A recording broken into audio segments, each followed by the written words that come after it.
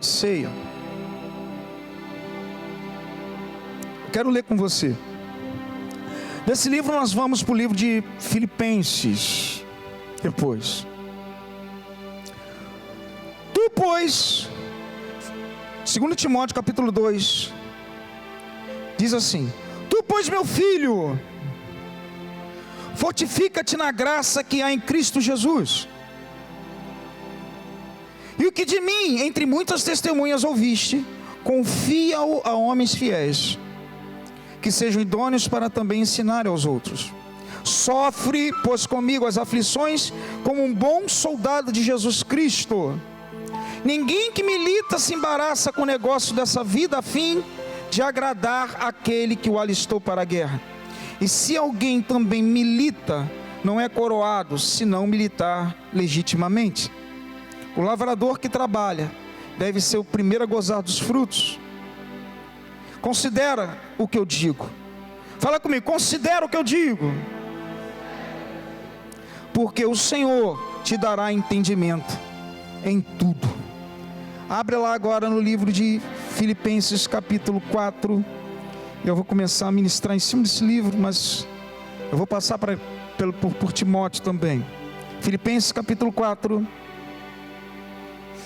Versículo 8 e 9.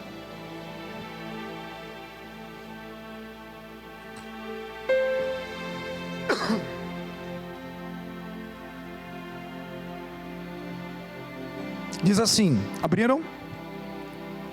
Quanto mais, irmãos, tudo que é verdadeiro, tudo o que é honesto, tudo que é justo, tudo que é puro, tudo que é amável, tudo que é de boa fama, se alguma virtude há, se algum louvor, nisso pensai. O que também aprendestes, recebestes, e ouvistes e vistes em mim, isso fazei, e o Deus de paz será convosco. Curva a sua cabeça. Vamos orar nesse momento. Senhor, em nome de Jesus, Espírito Santo de Deus, amigo Espírito Santo, fala conosco essa noite. Dá toda direção nesse culto, nesse momento de palavra. Espírito Santo, tu és o principal nessa casa. Espírito Santo, abre os nossos ouvidos espirituais, que nós venhamos aprender, venhamos crescer em Ti. Fica conosco, em nome de Jesus, amém. Glória a Deus, amém. Vivemos um tempo muito difícil. Nós estamos vivendo um período chamado de pós-modernidade. Antes dos anos 80, vivíamos a modernidade. Modernidade a qual era movido por coisas definidas. Era movido pela razão. A modernidade, ela surgiu no século XIV. Porque quem mandava antes do século XIV, até o século XIV, era a religião, a fé. Então era tudo em nome do Papa. Veio a modernidade, o homem se desprendeu da vida religiosa e começou a tomar suas próprias decisões e definições. Dali veio o poder executivo, legislativo, judiciário, e o homem começou a tomar suas decisões não mais de uma forma religiosa. Existia a razão, não mais a totalidade da fé. Nos anos 80 para cá, nós entramos num período chamado pós-modernidade. Período onde tudo é relativo, tudo é indefinido, é diferente. Com o avanço da internet, com a globalização, as coisas mudaram, muitas coisas. Coisas boas e coisas ruins surgiram. O relativismo explodiu. O que é relativismo, pastor? Nem tudo que é certo para você pode ser para mim. O relativismo é um conceito onde não há uma verdade absoluta, e sim depende da percepção e consideração de cada um. Ou seja, eu vou te dar um exemplo. As verdades imutáveis da Bíblia hoje são mutáveis para alguns. Deus fala de homem, de mulher. Hoje você vê homem com homem, mulher com mulher. Se você falar muito, você é taxado como homofóbico, mas as verdades são imutáveis. Hoje xingam Deus, xingam o presidente, xingam tudo. Mas se você falar que é errado, você vai preso, você é taxado de homofóbico, você é taxado de algumas coisas racistas e... Sabe? Tudo é relativo. A verdade que é para você, de repente, não é para mim. A gente vive num mundo assim, não tem uma verdade absoluta. É muito difícil você andar com algo indefinido. A gente vive um período de um consumismo exacerbado. É verdade ou não é? O povo, no período de pós-moderno, ele vive consumindo muitas coisas. Supérfluo e... é marcada a pós-modernidade. Um dos exemplos é o relativismo, o consumismo. Outra coisa que marca esse período que nós estamos vivendo nesse mundo, dos anos 80 para cá, é o período descartável. Da mesma forma como eu jogo um copo de plástico fora, eu jogo uma esposa e um marido. Você separa, no outro dia você casa. Você quebra coisas imutáveis. Nem tudo é uma verdade. O negócio é ser feliz, então eu mudo, eu troco de família como eu troco de roupa. Eu posso falar isso porque tem casos na minha família assim. Sabe, meu amado? Está tudo uma pluralidade. Isso é uma coisa também que marca esse período. Pluralidade. O que seria isso? Vou te dar um exemplo. Da igreja, a gente tem mais ou menos uma base de mais de 90 igrejas só em Jardim América.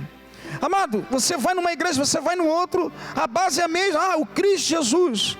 Mas você entra, a liturgia, tudo é diferente. Apesar de ser chamado de igreja. Tem igreja que infelizmente até o evangelho está sendo suprimido. A pessoa tem a sua ideia, a sua ideologia, ele imprime que aquilo é o certo. E a gente tem que aceitar, não tem uma regra, não tem algo definido.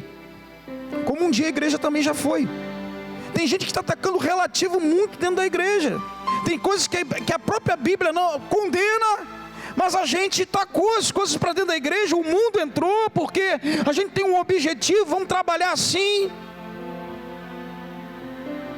Período pós-moderno. Hoje eu tenho um pastor físico e tenho 3 virtuais. Eu ligo o celular, eu assisto 3 pregações, pastores diferentes, com uma mentalidade diferente. Isso está causando uma confusão para quem não é maduro e não sabe separar as coisas, na cabeça principalmente de jovens e adolescentes.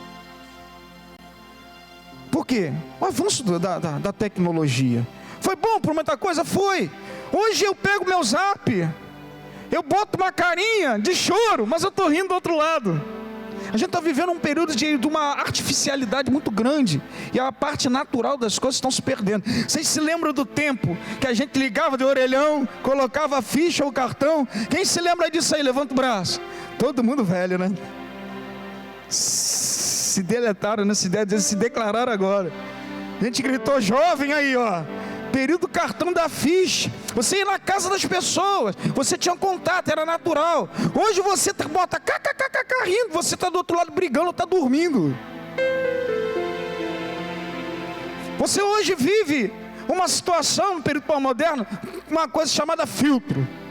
Eu vim descobrir, eu não mexo nessas coisas. A minha esposa, eu estava na praia do Flamengo ali, andando com ela de tarde. Aí ela, vamos tirar uma foto. Aí ela botou filtro. Quando ela botou para mim, eu apareci de cílios, batom, ruge. Eu comecei a fazer assim, tirar o rosto, né? E falei, o que é isso? Tal.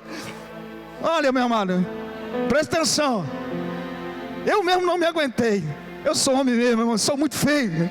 Com esse negócio de sobrancelha. Amada, ela botou para ela, aí ela mira, né? Quer dizer, a pessoa do outro lado, ela vive uma vida, ela se transforma e aparenta uma coisa que não é. Ela se apresenta de uma forma totalmente artificial. Hoje a gente vive um período de respostas rápidas. É outra coisa que marca esse período. Você fala daqui, fala com o outro lado, tudo é resposta rápida. Nós estamos sofrendo uma tal de síndrome do pensamento acelerado. Quem já escutou falar sobre isso? Olha aí, ó. Você não consegue parar, tem dificuldade até de dormir, porque a cabeça fica funcionando. Esse é o período pós-moderno. Para algumas coisas foi muito bom, a evolução de muitas coisas, mas muitas coisas também foi para pior. Muitas coisas mexeu a igreja, mexeu com famílias, mexeu com coisas que são bem claras, imutáveis na Bíblia. Período pós-moderno, isso é muito perigoso. Entrou na igreja, também entrou. O mundo, de certa forma, como devido ao período pós-moderno, entrou com uma naturalidade muito grande. Outro dia eu falei que mais da metade dos cristãos estão desviados, e uma grande parte já pelo menos casou uma vez, estava no segundo casamento. O divórcio explodiu, principalmente no período da pandemia. Uma coisa que a palavra de Deus nos mantém, mas as pessoas estão descartando por causa das influências desse período pós-moderno. Paulo, ele nesses 2 livros que eu li, ele nos dá ensinamentos que, se você seguir, se você procurar manter, se você buscar verdadeiramente o que está escrito nesses livros, você vai viver com Deus de paz dentro de você, e você vai ter a paz de Deus. E eu queria conversar com vocês sobre isso. Antes de eu começar a desenvolver isso, pega do versículo 6 de Filipenses 4, eu li do 8 ao 9. Fala assim, não estejais inquietos por coisa alguma, antes as vossas petições sejam tudo conhecidas diante de Deus, pela oração e súplicas com ações de graça, e a paz de Deus, que excede todo entendimento, guardará os vossos corações e os vossos sentimentos em Cristo Jesus. Olha tudo, quanto ao mais, irmão, tudo que seja verdadeiro, honesto, tudo que seja justo, tudo que é puro, amável, tudo que é de boa fama, se alguma virtude há, se algum louvor existe, nisso ocupe o vosso pensamento. O que também aprendestes, recebestes e ouvistes e vistes em mim, e isso fazeis, e o Deus de paz será convosco. Ele fala que a paz que excede o entendimento, e o Deus de paz. Eu peguei esse texto que já começa. Paulo fala que quando nós queríamos caminhar com Cristo, para nós termos pensamentos e ações em Deus, nós colocamos primeiro as nossas petições perante a Ele. Ele fala, coloca perante a Deus as suas petições, as suas orações. Mas ele dá um conselho logo embaixo: tudo que seja puro, tudo que seja amável, tudo que seja honesto, tudo que seja de boa fama. Depois ele fala, o que recebestes, ouvistes e vistes em mim, isso praticai. Sabe o que Deus está falando para mim e para você? Se você trazer os pensamentos do céu e as ações de Deus na tua vida, para você começar a avançar, você movimenta o Deus de paz a teu favor. Ou seja, não adianta você fazer petições se os seus pensamentos e as suas ações não se encaixam.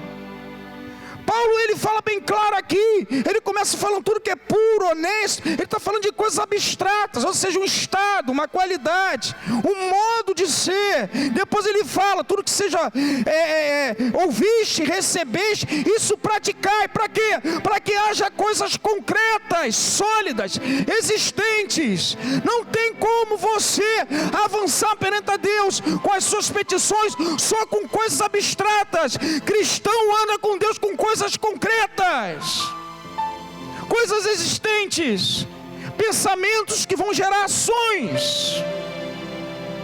Eu posso ser muito bem, pastor, porque eu oro e as coisas não acontecem, porque eu busco a Deus, pastor, estou sempre na igreja, pastor, eu procuro me santificar. Tudo bem, você tem pensamentos, você está vivendo, mas o concreto, as suas ações encaixam com os seus pensamentos, com a sua forma de pensar, para que Deus venha responder a sua petição? Porque muitas vezes a gente pensa no honesto, no puro, mas as nossas reações não condizem com o pensamento que nós temos. Da mesma forma, vice-versa, eu posso gerar pensamentos que não são bons e eu mostrar em ações uma outra coisa, e Deus nos visita o tempo todo, aí a resposta não vem. Nós temos que criar um ambiente favorável para que os pensamentos de Deus do céu e as nossas ações venham dar respostas de Deus, venham vir para você e para mim, e o Deus de paz será convosco. Você está dando para entender? Paulo aqui, ele começa falando das petições para que você não ande ansioso, mas depois ele vem com ensinamentos. Ele vem falando do abstrato, do concreto, em equilíbrio, que as duas coisas se juntam. Ou seja, os meus pensamentos, a forma, o meu estado, as coisas que estão dentro da minha cabeça vão gerar ações. Eu preciso, criar um ambiente favorável para que Deus mande resposta, para que eu avance nele. E quando eu preparo isso, meu amado, Deus vem, Deus dá resposta, Deus tira a ansiedade, Deus tira a depressão, Deus abre caminhos. Por isso que ele fala, isso pensai, é o abstrato. Não gerou ação ainda. Depois ele fala, praticai. É como se fosse uma coisa só. Muitas coisas às vezes a gente passa porque os nossos pensamentos não se juntam com ações que nós temos. Uma coisa é você estar na igreja levantando a mão, você adorando, você pensando em Deus, e outra coisa é as suas ações. Quando você faz a oração, uma coisa tem que estar encaixada na outra, porque como você pensa, assim é. Trazer à existência aquilo que não existe. Ou seja, o abstrato se transforma no concreto, e é a resposta de Deus para tu e para a minha vida. A gente tem que pensar nessas coisas. Você está dando para entender? Dá uma glória a Deus. Amém? Porque a Bíblia fala em Mateus 15, versículo 11, não é o que entra o que contamina pela boca, o que entra pela boca, é sim o que sai. As suas ações. Deus está esperando de você e de mim respostas concretas. Crente não vive no abstrato, crente não vive só no estado. Amado, crente gera coisas para Deus, crente movimenta o ambiente para que Deus mande resposta, meu irmão. Você tem que movimentar o ambiente. Você tem que preparar um ambiente propício para que Deus mande resposta. Deus movimente você no teu ministério, na tua casa. É o ambiente que a gente prepara. É a forma. Você está dando para entender o que eu estou falando aqui? Paulo, ele fala bem claro, andando ansioso, depois ele fala tudo que ele vai começando falando de qualidades, de estado. É o pensamento. Depois ele fala, o que ouvistes, aprendestes, recebestes e vistes em mim, isso pratica, vai gerar ação. Você está dando para entender? Você está encaixando? Isso aqui aconteceu. Essa parte aqui, quando Paulo mandou a carta para os filipenses, ele estava preso em Roma. Era o ano mais ou menos 61. Ele estava preso. E ele dá aqui o conselho, que se você fizer isso, o Deus de paz será convosco. A paz que excede entendimento, ou seja, o Deus de paz vai mandar a resposta de paz dele. Mas aí você vai me perguntar, mas pastor, como é que pode? Um homem está preso, esse homem já tomou chibatada, já tomou pedrada, já sofreu naufrágio, já tomou chibatada, chicotada. Eu não quero isso para a minha vida não, pastor, porque ele fala, vistes em mim, isso pratico, o que vocês estão vendo em mim. Pastor, se eu ser parecido com ele, eu vou passar por isso tudo. Não, eu não quero ser igual a Paulo não. Mas Paulo, meu amado, suportou e superou todas as afrontas, todas as dificuldades, todos os confrontos da vida dele, amado, e ficou permanente ali em paz consigo mesmo. Por isso ele fala, olha para mim. Sabe, eu me lembro de um versículo que Deus fala comigo quando você, amado, vai ter momentos da tua vida que você vai passar aperto, momentos da tua vida que as pessoas vão te deixar, momentos da tua vida que você não vai poder contar com ninguém. Isso todo mundo que quer crescer e caminhar com Deus vai passar, é necessário para crescimento. Vai ter um momento que você vai falar, caramba, eu não posso, não tenho saída, só Deus é minha saída. Paulo viveu isso em 2 de Timóteo capítulo 4, versículo 16 e 17, diz assim, ninguém me assistiu na primeira defesa, todos me abandonaram desamparado, mas o Senhor assistiu-me, o Senhor fortaleceu-me, para que por mim fosse pregado o evangelho aos gentios. Deus te assiste, Deus te fortalece. Quando Ele te dá um propósito na mão, Ele vai te assistir, Ele vai te fortalecer, Ele vai com você até o final, meu irmão. Aleluia! Ele vai com você. Pode todo mundo desamparar. Paulo estava sozinho, mas ele falou: o Senhor me assistiu, o Senhor me fortaleceu. Pode todo mundo me abandonar, a situação se virar contra mim, mas Deus te assiste e te fortalece, porque Ele te deu algo para fazer para Ele. Ele é com você lá. Imagine Paulo privado de liberdade, num lugar que só tinha privações, uma cela naquele tempo que ficava no subsolo. Estava lá ele, no dia da primeira instância de ser julgado, ninguém, só ele. Mas ele fala: a paz que excede entendimento, Ele está com ele. O Senhor me fortaleceu, o Senhor me assistiu. E ele continua falando esse versículo: e eu fui te livrado da cova do leão. Porque naquele tempo estava tendo uma perseguição muito grande. Presta atenção, a primeira prisão de Paulo foi por motivos religiosos.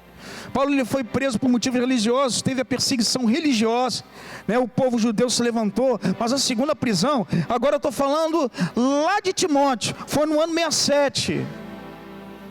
Aí já foi por motivo do imperador Nero, foi uma lei.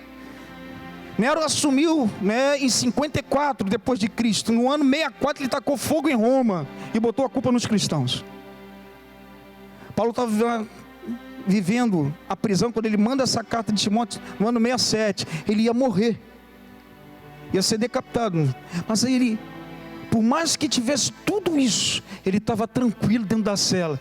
Aí ele fala uma coisa tremenda: o Senhor me assistiu e me fortaleceu. E você vai ver nesse texto ele falando: combati o bom combate, terminei a carreira, guardei a fé. E ele fala que a coroa da justiça está bem guardada para aquele grande dia. Ele, sabe, foi mantido por Deus até o final e não abriu mão de Deus. Ele fala: o que vocês estão vendo em mim, pratica.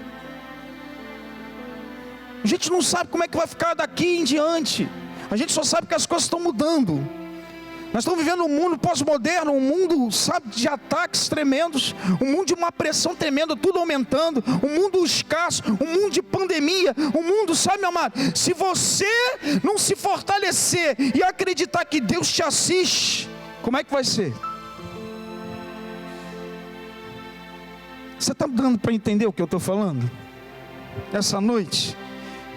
Aí você vem me perguntar: pastor, esse Filipenses, nesse texto, capítulo 4, como é que eu mantenho, como Paulo fala, tudo que seja honesto, puro, amável, de boa fama, nisso ocupe os vossos pensamentos. Como é que eu mantenho um pensamento em Deus e pratico as coisas em Deus, para que o Deus de paz caminhe comigo? Porque ele fala das coisas abstratas, das coisas concretas, pensamentos que vão gerar ações. Ele fala: o que vocês observarem em mim, que vocês receberam, que viste em mim, isso praticai.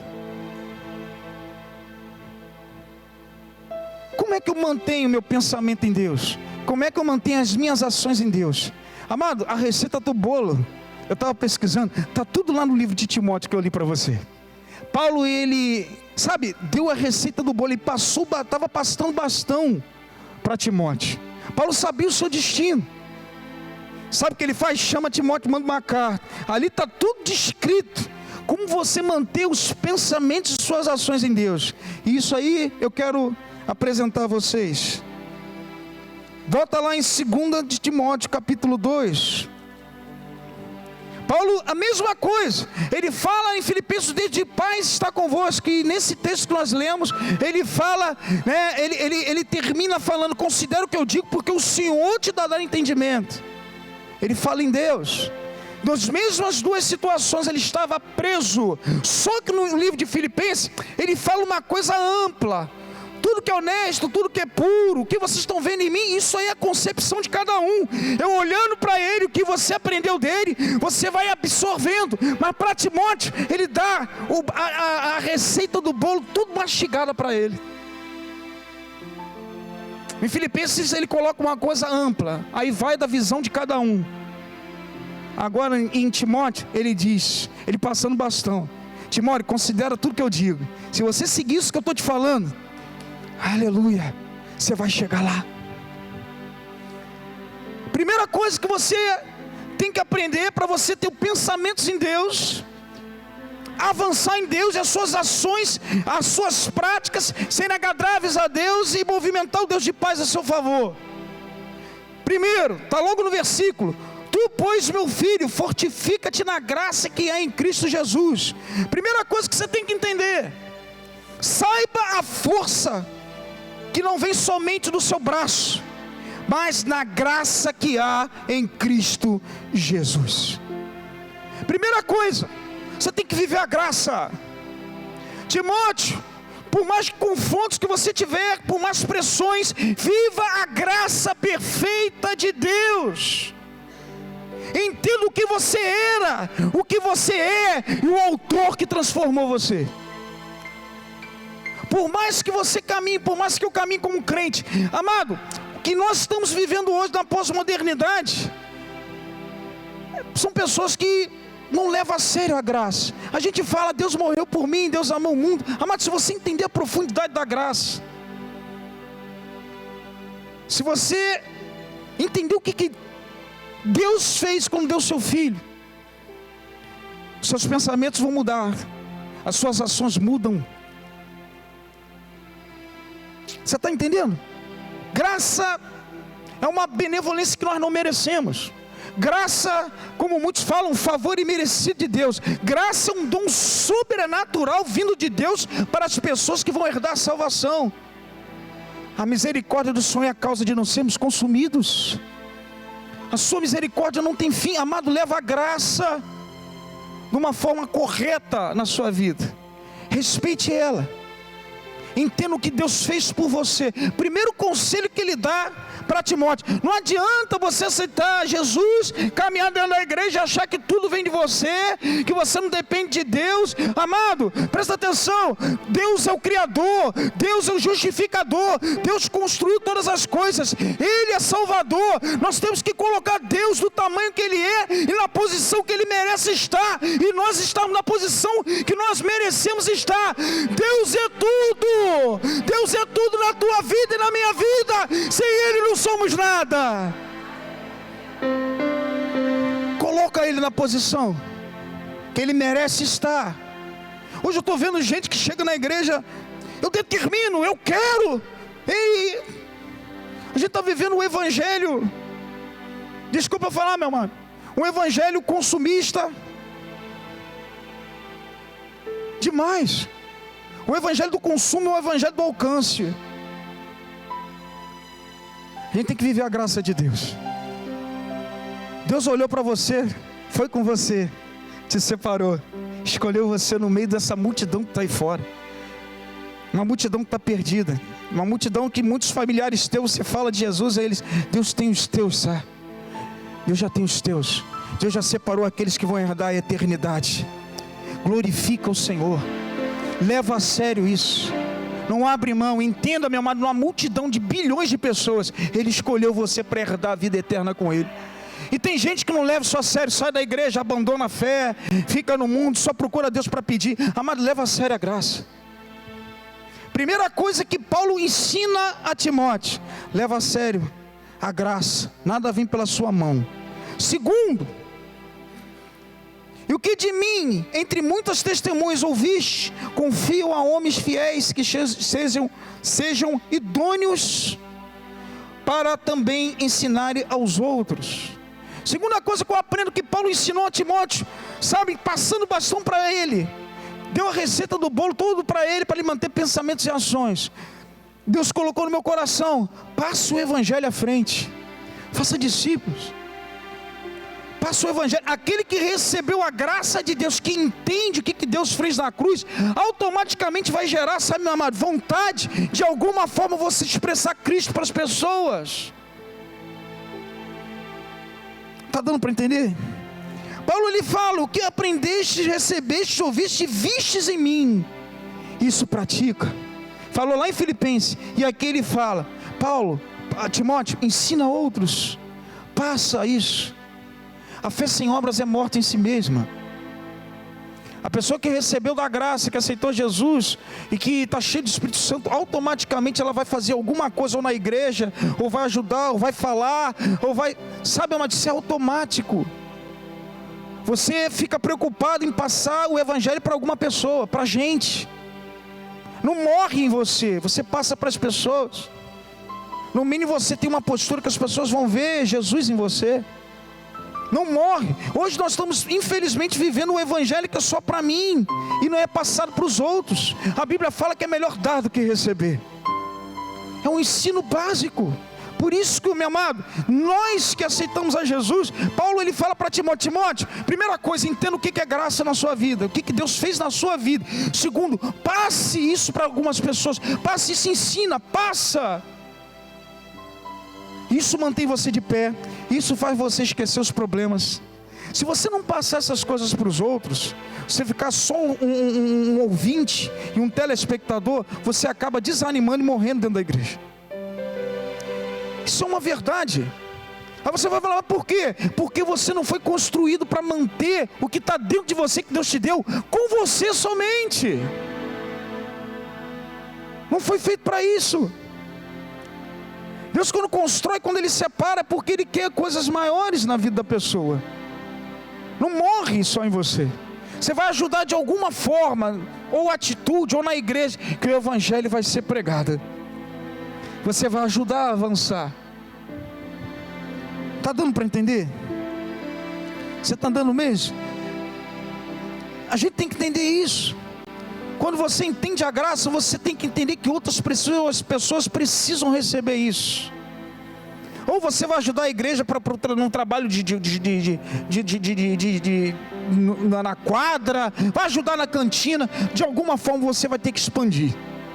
De alguma forma você vai ter que ser útil a Deus. Paulo fala isso, ensina outras pessoas. Terceiro, quando você também coloca a mão na obra, uma coisa bem lembrada, você também esquece dos seus problemas, meu irmão.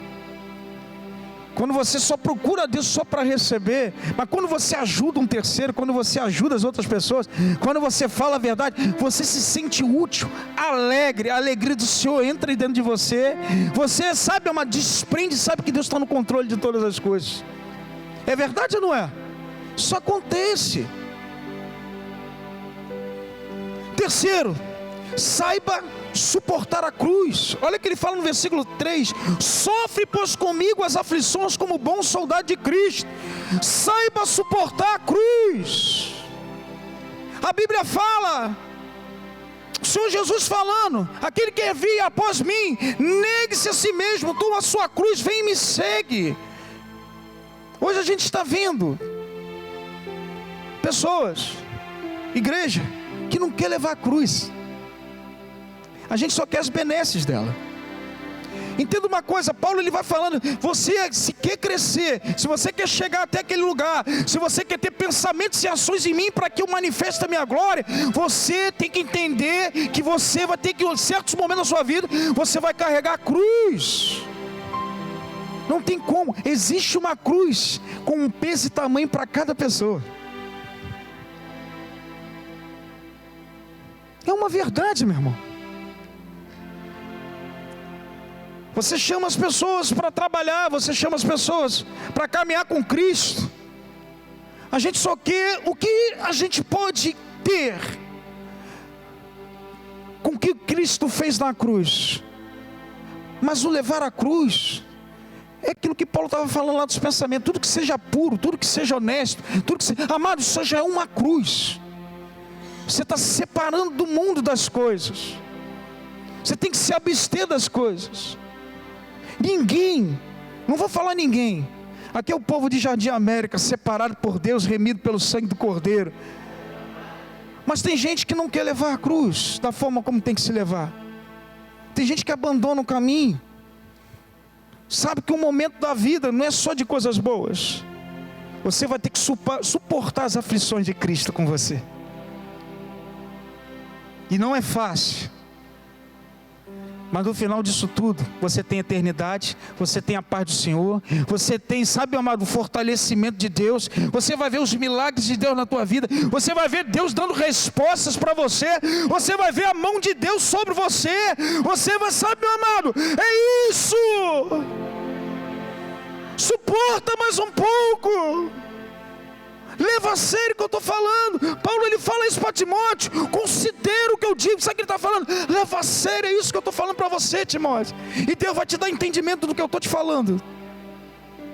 Ele escreveu isso. Considera o que eu digo e Deus vai te dar entendimento de tudo. Entenda a graça. Passa o evangelho.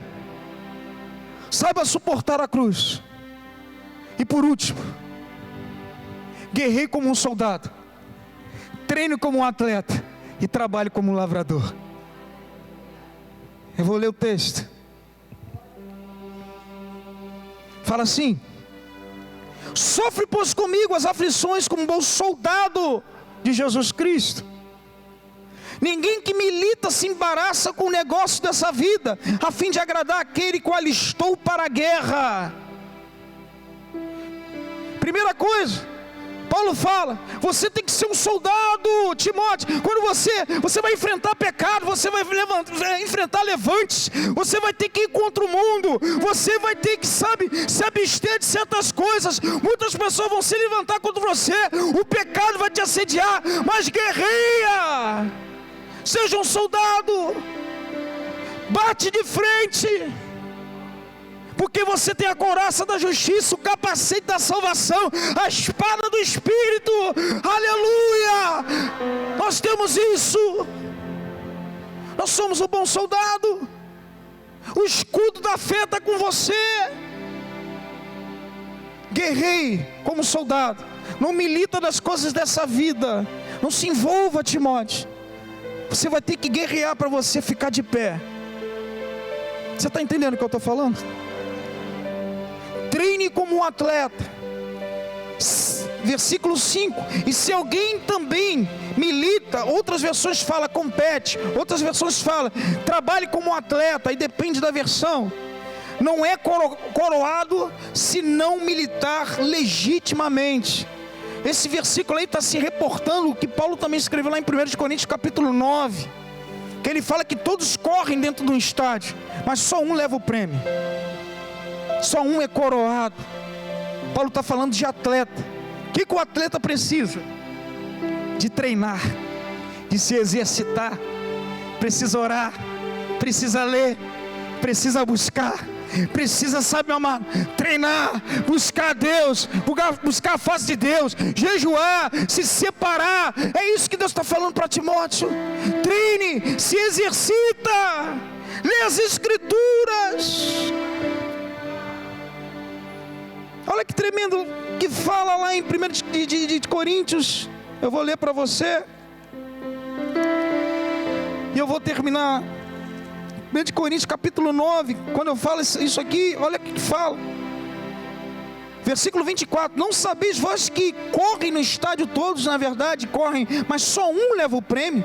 Correi de tal maneira que alcanceis. E todo aquele que luta de tudo se abstém. Eles o fazem para alcançar uma coroa corruptível, nós porém uma incorruptível. Corra para ser coroado, se abstém, treine, busque a Deus, senão você não vai chegar lá, Timóteo, senão você não vai chegar lá, irmão. E por último, ele fala, o lavrador que trabalha deve ser o primeiro a gozar dos frutos. Deus te deu um trabalho para você fazer, Deus te deu um campo. Deus está falando que quando você lavrar certinho, o primeiro a colher do fruto vai ser você, vai ser eu, vai ser Timóteo. Você vai colher desse fruto aí, Timóteo. Permanece de pé. Aleluia. Sabe que o mundo da pós-modernidade está precisando é de paz. O Deus de paz abençoa você no impossível. O Deus de paz abre caminhos para você. O Deus de paz faz milagres. Quando a gente leva a sério as coisas que estão faladas na palavra dele. Se você entender isso, Timóteo, Deus vai te dar entendimento. Considera essas coisas. É uma palavra de edificação para você. Quer ter pensamentos e ações lá de Filipenses 4? Entenda a graça. Viva o Evangelho, conversa sobre o Evangelho. Procure pessoas mais crentes que você e passe adiante. Leva a cruz, guerreie, treine e trabalhe, que no final o fruto virá. Que Deus abençoe a todos, em nome de Jesus. Aleluia.